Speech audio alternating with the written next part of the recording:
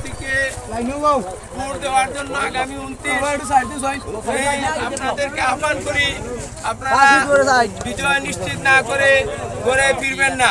এই আশাবাদ ব্যক্ত রেখে আমি আমার বক্তব্য শেষ করলাম। আল্লাহ হাফিজ। Joshua!